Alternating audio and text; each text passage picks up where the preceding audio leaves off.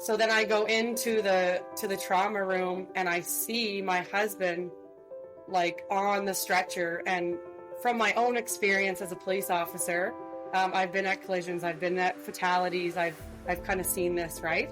But now I'm seeing my husband, which I thought he was dead. Like I thought that's what I was walking into. Bend, don't break. This is a Delta Police podcast. Hear more about how police officers strengthen their resiliency through the power of story.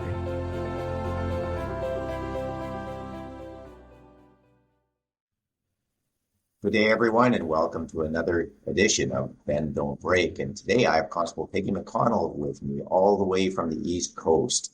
And we have a great session for you to be able to talk about. And this comes via the RCMP and my contacts at the RCMP. So I'm thrilled to be able to have you on today here, Peggy, and thrilled to be able to speak to you about sort of the last several years of your life.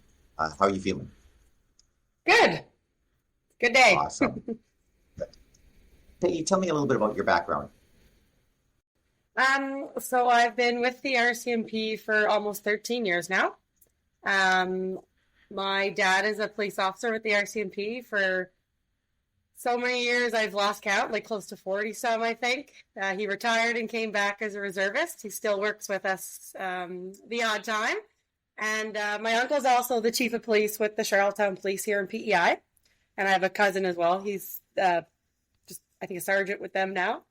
And yeah, so I first went out to northern Saskatchewan. Meadow Lake, Saskatchewan was my first posting. And then I spent some time in Onion Lake, Cree Nation. And then I came, once my husband had passed away, I came to Prince Edward Island in Queen's District. And now I'm in general duties in King's District, PEI. So 4 postings so far. Yeah. How long in PEI, I've been here since working since 2017. Oh, wonderful. Great. Yeah, but I've been in PEI since 2016. Yeah.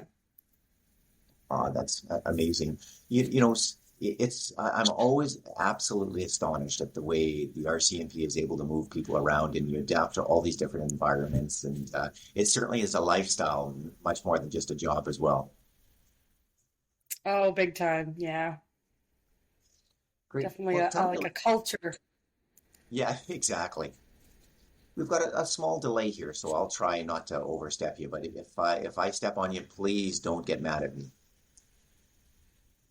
Okay. Great. Tell me a little bit about sort of what brings us here today. Tell me a little bit about the passing of your husband. So I was actually on maternity leave the summer of 2016. We came around June, around Father's Day, and we were getting married on July the 22nd. And then on July the 27th, I guess that night, my husband had stayed the night at a friend's house. There was 5 actually different groups of us that were getting married that summer. So our plan was to stay in PEI, and we were the first of like the friend groups to get married. Then the following weekend, so kind of leading up to the next wedding, and my husband was in that as well. He was a groomsman. So it was the Wednesday night, I believe. We had like the not really a bridal shower, but like the wedding party shower where they like all the groomsmen and bridesmaids and stuff, they got together and their families and things like that and kind of had like a dinner. So he had actually stayed the night at his friend's house. We still had a small baby at that time. My son was only about 3 months old. So I had left early with him to go home for the night. And I actually stayed at my sister's place that night. The next morning, so the Thursday morning, I was awoken to a phone call from my mother-in-law that I had to go to the hospital right away. And at first I was like, what's going on? Like, I didn't really understand. But I could tell by like the tone of her voice, it was different. And she's like, you need to go to the hospital now. Morgan's been in an accident. So this is like just shy of a week after our wedding. I had no idea what to expect, kind of like when I got there, what was going on. And So my sister, I woke her up and left my son, the baby, with a friend that was also there as well. And me and my sister went to the hospital.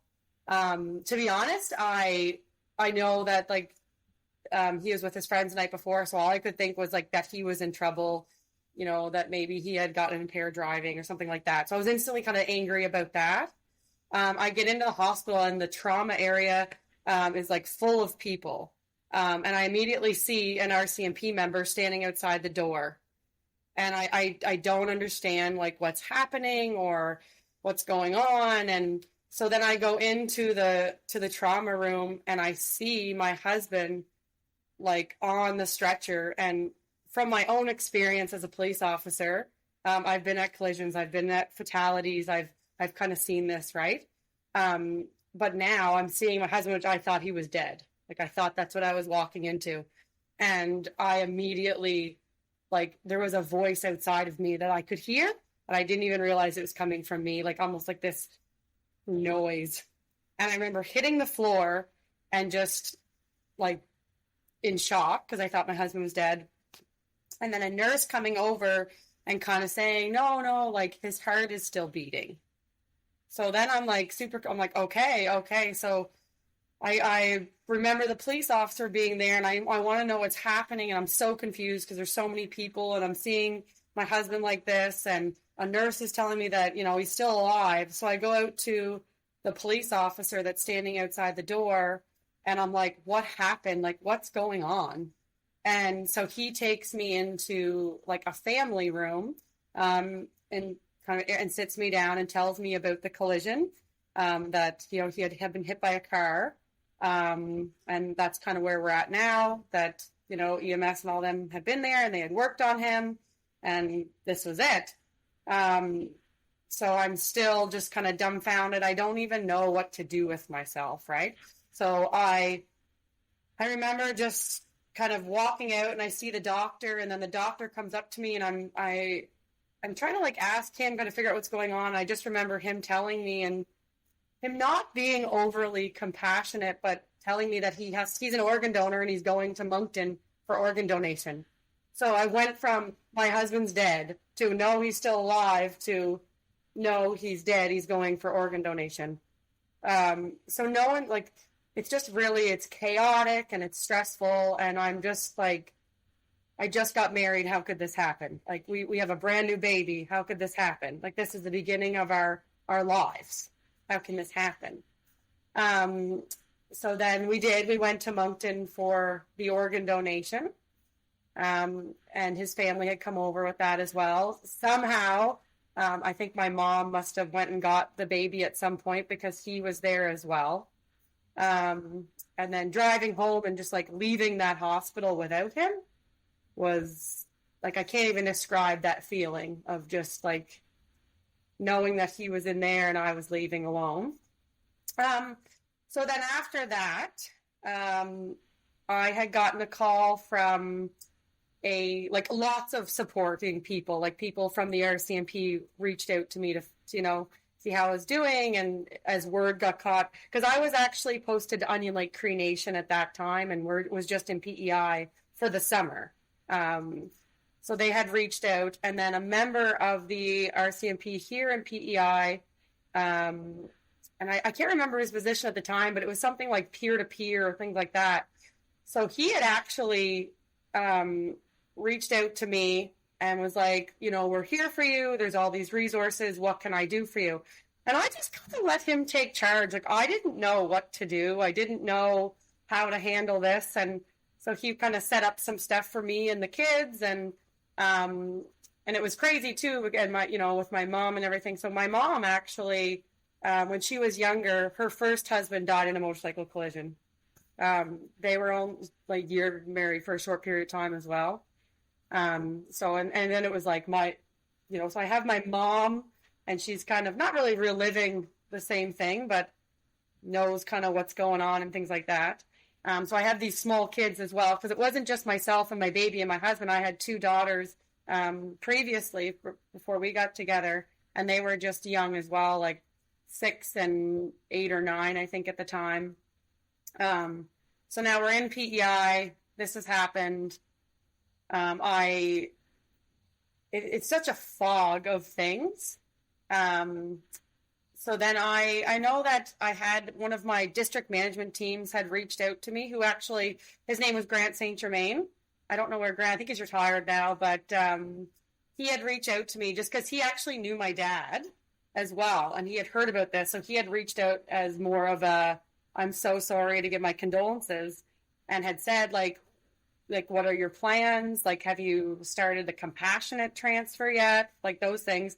So he kind of helped me get that ball rolling as well.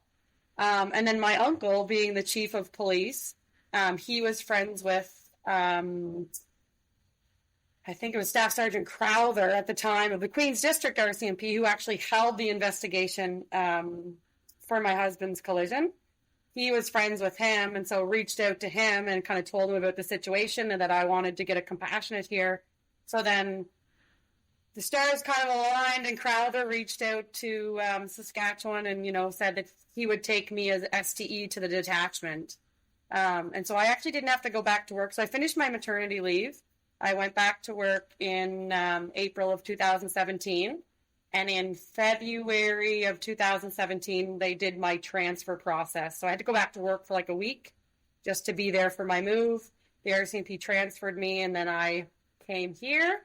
And let me tell you, they reached out every way possible to kind of help me through that. Yeah. It's incredible the amount of support that you felt, and certainly it helps to be able to be well embedded in the RCMP, meaning that, you had relatives and your father in the RCMP as well. I want to go back just for a minute and go back to the organ donation, and tell me a little bit about that process and how difficult that was for you. Yeah. So I just remember we were still in the Queen Elizabeth Hospital in Charlottetown, and a lot of his friends and things like that had shown up at the hospital, not only to say their goodbyes, but in support.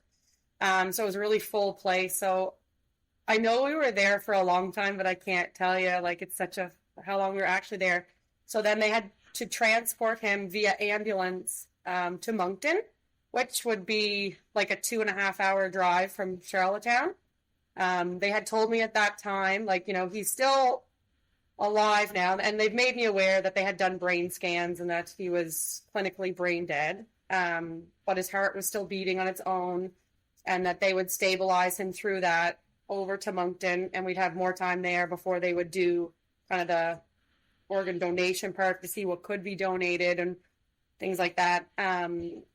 So then he went by ambulance, and they had told me that, because we were following them over, that there's a chance that he may pass away prior to us getting there, to prepare me for that.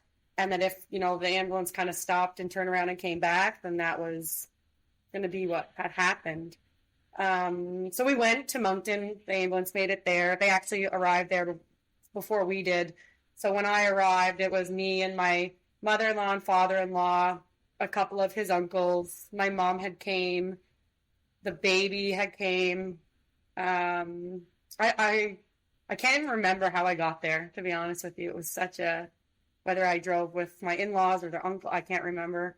But we were all there, and we had our time together with him, and then there's parts of it too that, like, things you don't expect. So, I'm holding his hand, and I just remember, like, his fingers would almost, like, squeeze mine as if to, like, reassure me, even though, like, he's the one that's gonna die, and leaving there, it was just that, like, reassurance, right? So then I would say, like, well, he's, he must be still alive because he can move his hands, or there'd be small other movements. And, and the doctor had, or the nurse at the time had came to me, and they kind of explained, like, we can keep him like this. Like, he can stay like this as long as you want him to. Like, we don't have to go through with the organ donation. And we can do more scans, but he's never going to be more than this. This is all you're going to have, is maybe a little bit of movement here and there. He might open his eyes at some point, like on his own, like small things like that, but he'll never have quality of life. He'll probably never be able to talk to you. This will be all you'll have until he eventually dies. So I remember it was crazy because it was like maybe a week before we were getting married. We were kind of driving around and just talking about different things. And at the time, I had been, like I said, I was posted at Onion Lake Cree Nation. It was a bit more of a, I would call like a dangerous spot to kind of work and things like that. And we did have a few more serious things. There was one in particular that really affected him. It was a whole night of like me not coming home, and it was like a person in the community was just firing off shots and stuff and threatening to kill the police. And we lived in like a compound at that time, and like our spouses and stuff could hear these gunshots going off, and we were all of us responded to it, right? And it had been hours and hours and all night, and they don't hear from us from that. So I think that really bothered him. Like, and he had said to me, Peggy, like, I never want to get that knock of someone coming to the door to tell me you're not coming home. So he was like, let's just have another baby and we'll eat up our time in Onion Lake and then we'll leave, right? But I was like, no, like, I can't do that. I want to go to work. I want to finish my time in Onion Lake. Because at the time in Saskatchewan, in order to leave the division, you had to do 5 years. You had to have 2 postings, and one of them had to be like a limited duration posting. So Onion Lake was my limited duration posting. So anyways, we had this chat about this, and then we got talking about, if anything should ever happen to us, and if one got put on life support or like that. And he specifically had told me, if I am ever like going to be a vegetable, don't ever do that to me. Don't ever let me live that I can't walk or talk or enjoy my life. Like I wouldn't want to live like that. And so remembering this actual conversation that I had only a few weeks before this, I was like, okay, I have to go through with this. Like I can't keep him like this. As much as I probably would have been sitting beside his bed for the next how many years, right? Just to have that. I couldn't, that's not what he wanted. So then we made this decision for organ donation, but unfortunately due to like a lot of internal traumas and things like that, I think the only thing that they were able to donate was his corneas, so the parts of his eyes. And so that's kind of how that part went. And I'll tell you, it was crazy too, because that person is in there and they can't talk to you and they can't communicate, but really trying to. So one of the things was, and I don't know if we talked about this in the pre-thing or not, but my son had been there, so the baby, and when they had finally taken off all his life support and taking the breathing tubes and stuff out, it's not just like a switch that they do and that's it. It takes time. So they said like it may take a few minutes for him to actually pass away once we remove everything, because his heart is still beating on its own. So once they removed everything and had him that way, you're just kind of listening for those heartbeats, and they get further and further apart and slower. So this is kind of coming to the end. I remember his heart rate was down to like maybe 20 beats per minute. And I had taken my son and I just put him on like his chest. And so I remember that like all of a sudden his heart was racing. So he was like 130 beats per minute. And the nurses and everyone were just kind of looking around the room like, oh my God, like what's happening, right? And then it took a few more minutes, but I was like, so my son is laying on it. So it's almost like he was getting in those last few minutes. And so anyways, so then we watched the heart rate go down and down until finally it was nothing. But the nurses had actually said afterwards, they're like, that was crazy. We've never seen that happen before, where they get down so low, it usually just drops off. But then all of a sudden it's like back up again. Like he was fighting he knew it was going on. He was fighting for those last few minutes. Yeah. So, I mean, all of that is traumatic on its own, right? So. I want to sort of put some context to this, because thank you for sharing. And I know that it must have been incredibly difficult. So newly married, you have, a very young son, you have 2 daughters. You're now in the Maritimes, where that's not your home at this point in time. Your family supports are tremendous, and it sounds like the RCMP supports were tremendous as well. What are you feeling? What's happening with you, and how are you keeping yourself, positive and able to wake up and go to work the next day? Yeah. So, fortunately for me, I was on mat leave, so I had that bit of time, right? But it wasn't just me that could lay in bed and, grieve and go through all this stuff. I had this small baby that I had to take care of that was still getting me up through the night. I was breastfeeding, so I had to feed that child as well. And I had my other two girls that they didn't come over to the hospital in Moncton. So there had to be that someone had to tell them, right? So my dad actually, like he's a police officer, well, he's done many a next to kins. So he had said, no, I will tell the girls, I'll sit them down. So it was my dad that actually did that with them, while we were in Moncton. So yeah, it's just, you do have to get up every day, and I had to keep them going, and I had to still feed children and take care of kids and, try to get through this. But also, I have my in-laws who are grieving, and this is their only child, right? So as for family, like this is it. My kids and me is what's left for them. So trying to get through that and trying to just, I think you just put on a face every day, like I'm okay, right? But I mean, it was tough, and there was steps that I was like, I have to take and do. And like I said, I can't remember the member's name now that set up this for me, but he actually just went and set up appointments for me, set up psychologist stuff. He set up stuff for my kids, and I just like was a cat being herded and just did it, right? Like I just went to these things and not even really, like you're in such a fog, not even really knowing why I'm doing it. But I'm doing it because this is what I have to do. This is what I have to do. So you're trying to cope with that.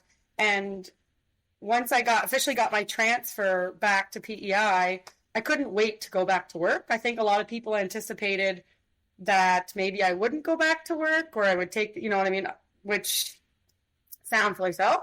But I couldn't wait because, as I'm going through this, like there's a lot of judgment too that people have. So no matter what you do or how you grieve, someone's going to look down upon it. And so I've always been a very active person.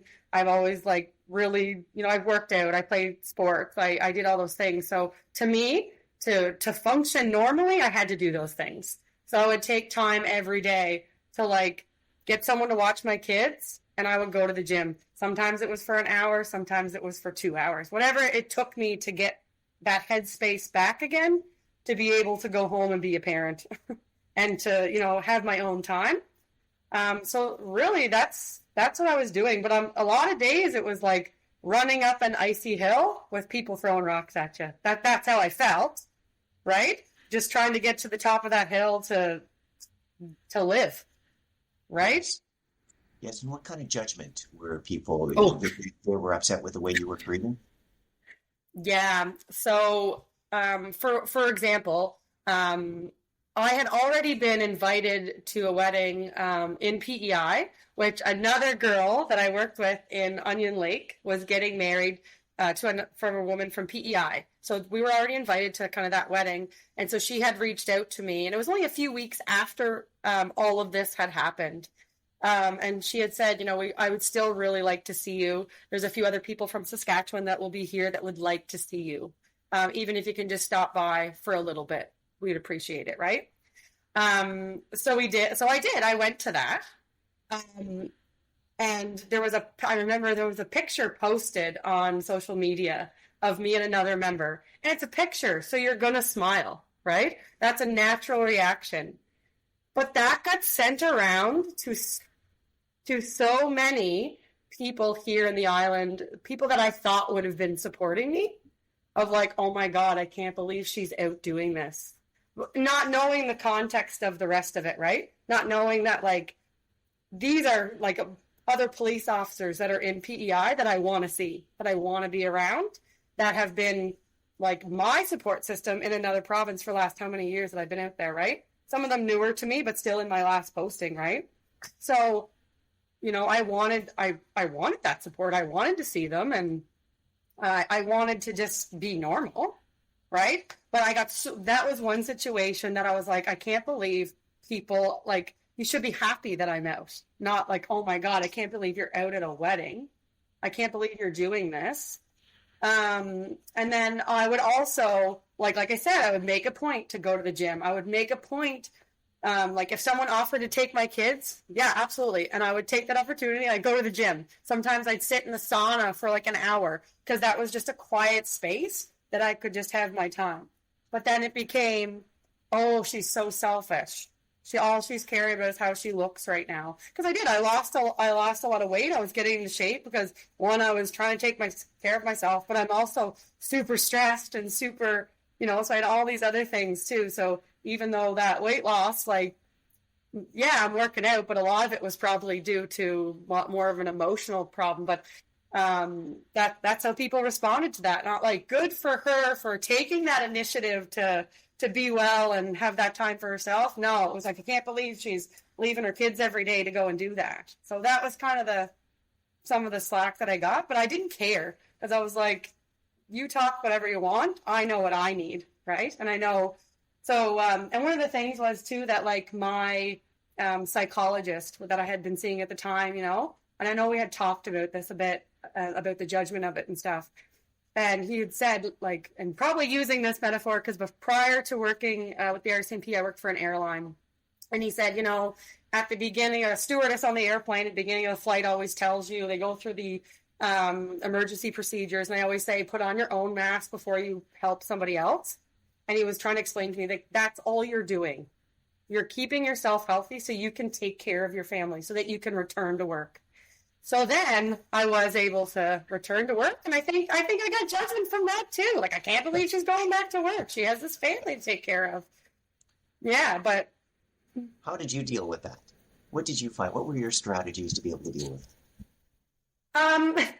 I've always been a very, like, I don't care what other people think of me. I'm going to do what I want anyway. Like, Sounds slightly independent. Yeah, very independent. And so I'm going to take care of me. If that makes you uncomfortable, that's too bad for you, because this is what's right for me, and this is what's right for my kids. And going back to work and working out, like, I had to be in shape for my job anyway, right? Like, this shouldn't have been a surprise to people, but it was. Yeah.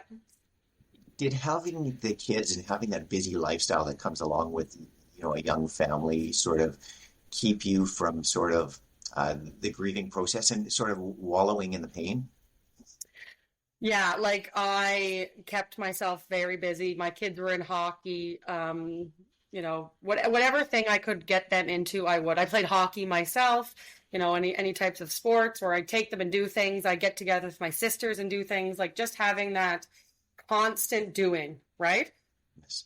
And not letting things really slow down, because I think if I let it slow down, I think I would have. Yeah. Was your whole family back in PEI?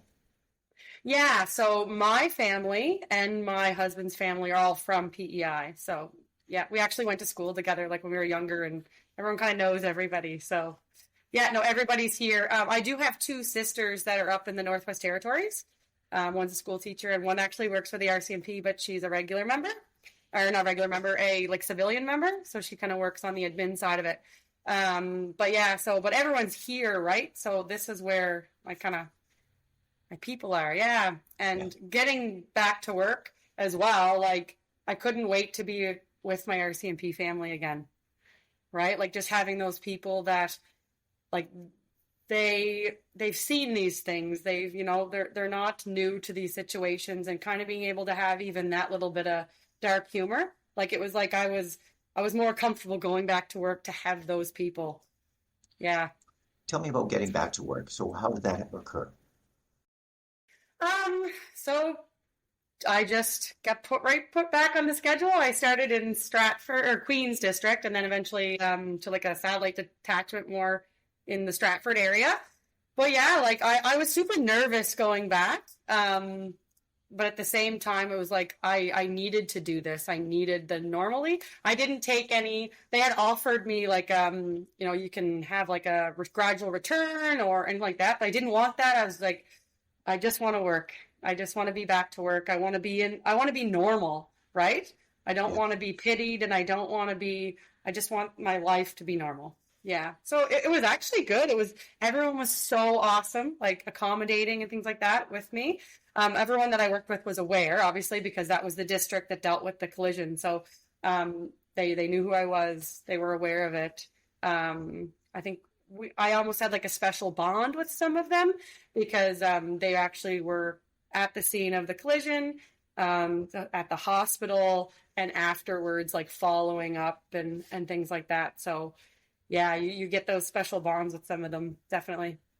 Absolutely. Now, how long after was that? After the accident, did you get back to work? So I actually didn't go, I finished my maternity leave, so I went back in April of 2017. So the collision was in July 2016. So I had the winter and then I started in the spring. Yep. And I Yeah, imagine back sort of with a team and being able to enjoy the collegialship that often comes with policing was good for you, I imagine, for your role. definitely. Yeah. Yeah. Wonderful. Now, you mentioned a number of different things around your resilience strategies, and I'm just going to sort of summarize them, and then you can jump in and sort of add to them as well.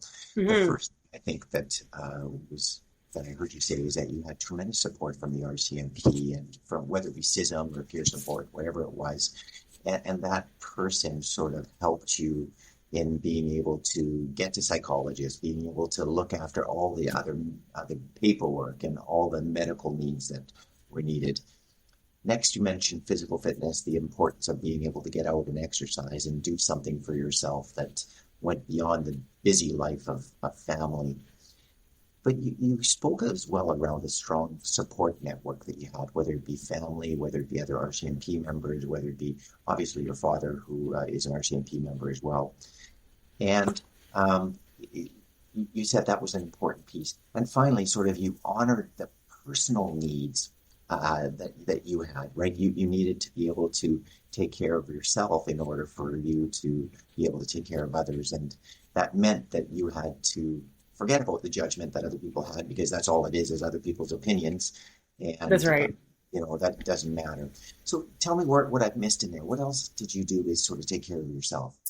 Um, I think that's pretty much it. Like just surrounding myself with the right people, knowing and recognizing when to be able to kind of cut out the people that weren't so helpful in that.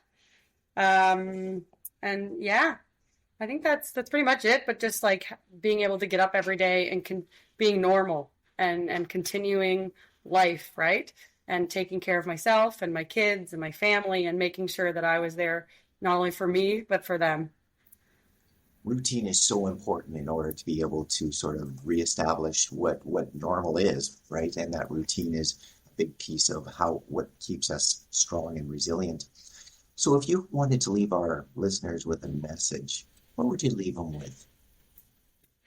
Um, well, just be your own advocate, I guess. Like you know what's right for you and you know what feels right and feels good. And doing what's normal for you, right? To trying to return back to just getting that like your normal, I guess it because my life was never normal again. And just being able to be there for yourself. Like there was an incident too, and I know we talked about this on the last one, and we haven't talked about it yet, but after I returned to work and I was in Queens District, this is a couple of years ago now, but I actually found myself like first on scene to a motorcycle collision. It was the first collision that I had been to since my husband's and being back to work. The gentleman had like it was a very bad break of his leg. He was about 80 some years old that was driving the bike and he had been hit by a car. So the same kind of scenario. And being on scene first and stuff, I recognize, with my training and things like that he had like an arterial bleed of his leg and I carry a tourniquet. So I was able to apply that tourniquet, make sure that he was good. And another member had came, so he made sure that I was safe. And all I could think about in that moment was like, this is how it was for my husband. So if this man doesn't make it, I'm going to do everything I can to be there and be comfortable. And, so it was a lot to kind of process in that time. You want to be focused on that person. And I think because I was able to go through what I went through and then being there for that man in that moment, I was able to give him more time with his family because he did survive, actually. We were able to get the tourniquet on good, and he did lose his leg, but he didn't lose his life. So that was important. And just knowing that I was able to be something that somebody at the scene of my husband's probably was as well, and having the strength to do that. Yeah. You know what's amazing about that is that what kind of trauma did you take? Some people would leave those kinds of incidents after experiencing the death of your husband, and that would cause them some significant trauma. How did you manage that to be able to sort of manage it successfully and then move on? Yeah, and it was busy right after that too. But I know this sounds weird, but I guess unless you're in the situation, I knew that he was going to the hospital. I knew at this point, like, shock had already set in. I mean, he's older. But as soon as I felt good about the situation. I felt like, I was able to do something. I know it sounds weird because it was a tragic collision that this poor man had to go through, but I felt good about it. I felt like I did everything I could. I felt that I was strong enough to do that. Like I could have just blanked out and like didn't know what to do or whatever and let my own traumas kind of take over and relive that experience that I went through and the grief and things like that. But I was able to kind of push that aside and step forward and be something else, right, in that moment. Well, Peggy, you've got an amazing story. And what I find so amazing about it is that if other people were in similar situations, it would cause them decades of grief and unable to be able to sort of go back to what that routine was or what kind of normalcy they're used to. And I'd love to know what you think keeps you so resilient. Was it your upbringing? Was it sports? Was it the way you take care of yourself? Because it really is a truly amazing story. Yeah, you know what? I think I just wake up every day and try to have a positive outlook on things. And yeah, these are the cards that I've been dealt, and they're terrible. Yes, but I'm the only person that can control that outcome, right? So if I sat back and just didn't go back to work and didn't interact with my kids, and I wouldn't be where I am today. I wouldn't be the same person. I wouldn't. I think, yeah, everything that I did, it encompasses everything where I am now, right? And I continue to do those things. Like I still see my psychologist. I still try to work out every day. I still do things with my kids. I'm still busy, right? I'm still trying to deal with my grief. But that's just, you kind of learn to walk beside it, right? It's still a part of you and it's still there, but I learn how to live with it. And yeah.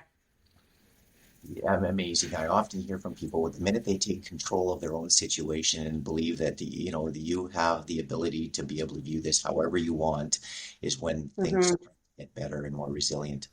Well, I've got to thank you. Your story is amazing. I'm thrilled that someone passed along your name, Peggy, to me. I'm thrilled that we're able to record this podcast. And I've got to give it to you that I think that you are an example of what strong mind, strong body can do, and the importance of motherhood and being able to be there for your kids and be able to make sure that they have a well-adjusted, as normal as possible life. So congratulations. Extremely proud to have you on the podcast, and I wish you nothing but great success in your career. Thank you. Thanks for having me. Awesome.